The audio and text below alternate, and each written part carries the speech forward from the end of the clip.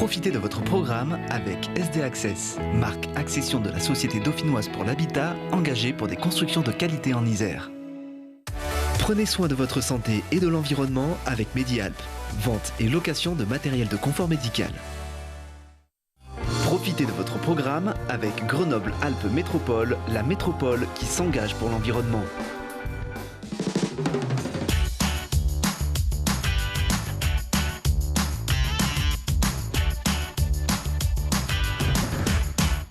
Bonjour à tous, je suis très heureuse d'être avec vous pour notre émission 6 minutes environnement. Go Fast avec la métropole. FAST, c'est l'acronyme du Fonds d'accompagnement social aux transitions. Depuis 2022, 135 actions ont été financées pour plus d'1 million d'euros de budget. L'idée, c'est de soutenir des actions de sensibilisation et de médiation ou encore d'accès aux droits en lien avec les transitions écologiques notamment et à destination de publics qui en sont éloignés.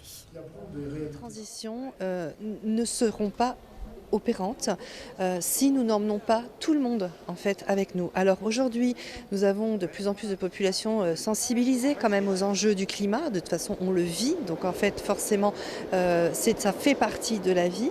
Mais en revanche, il y a aussi des personnes qui n'ont pas forcément en fait seuls tous les outils pour s'adapter au changement climatique ou adapter certains de leurs comportements à ce changement. Ce n'est pas qu'une question financière, mais en tout cas, c'est aussi une question où nous devons accompagner le plus grand nombre.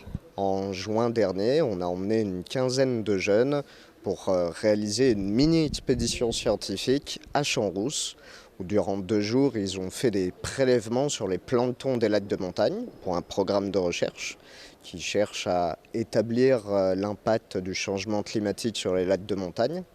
On en a aussi profité pour les sensibiliser à la pollution microplastique en espérant qu'à leur tour, ils pourront sensibiliser leurs amis et ainsi changer leurs habitudes de consommation. Ça a vraiment été très impactant pour eux parce qu'une partie non négligeable du groupe n'avait vraiment aucune expérience majeure de randonnée. Pour certains et certaines d'entre elles, c'était même une grande première, la randonnée, le bivouac. Oui, là, il y avait vraiment des étoiles dans leurs yeux.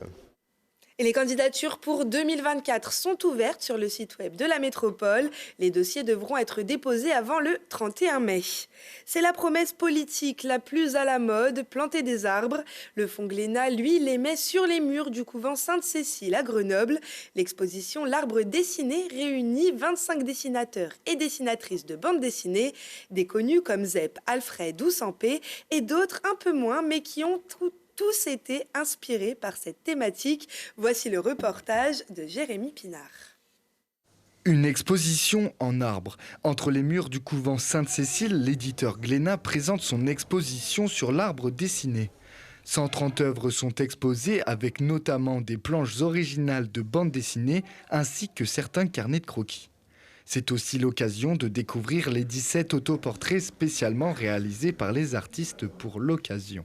L'arbre, c'est un thème en fait qui parle à tout le monde. La première chose qu'on commence à faire généralement quand on commence à dessiner, c'est de dessiner un arbre, un nuage, éventuellement un soleil. Mais l'arbre fait partie en fait des références que l'on a tous. Et c'était intéressant pour nous de se questionner du coup sur la façon dont les gens décident de représenter les arbres. Pourquoi, à quoi c'est associé. Et c'est un thème qui nous plaisait énormément aussi pour le lien qu'il a avec le papier et avec le livre à l'arrivée. En noir et blanc, en couleur directe ou encore crayonnée, les planches présentent des esthétiques parfois opposées entre les artistes.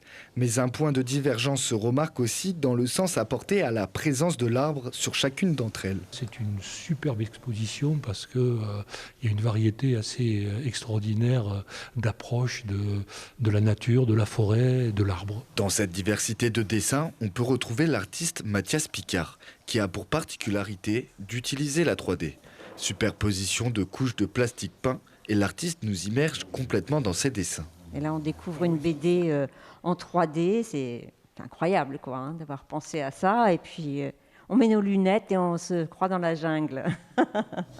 Pour accueillir autant d'œuvres, la maison d'édition Glénat a dû élargir temporairement un petit peu les murs. On a a travaillé donc avec l'école d'architecture de Grenoble, qui nous a apporté un dispositif scénographique qui nous a permis de présenter plus d'œuvres, donc notamment une grande structure dans la chapelle qui nous rajoute 25 à 30 mètres linéaires quand même d'accrochage. Cette structure, elle est extrêmement linéaire, elle rappelle un peu le trait de crayon aussi. Elle est faite à partir de bois, puisqu'on a quand même ce lien forcément avec l'arbre qui était important pour nous. Sous tous ces aspects et pour toutes ces raisons, Glénat nous présente l'arbre à travers une exposition riche et soignée dans l'univers de chaque artiste. L'exposition reste ouverte au public jusqu'au 12 janvier 2024. Le couvent Sainte-Cécile organise un samedi par mois une visite guidée, la prochaine le 25 novembre. Un atelier pour les familles est aussi proposé le 27 décembre. 6 minutes environnement, c'est terminé. Je vous donne rendez-vous chaque dimanche à 19h. Très bonne semaine à tous.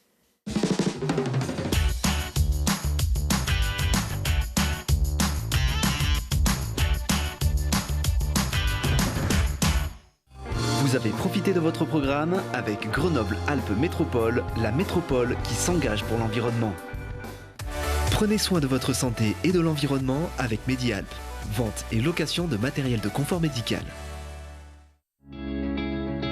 C'était votre programme avec SD Access, marque accession de la Société dauphinoise pour l'habitat, engagée pour des constructions de qualité en Isère.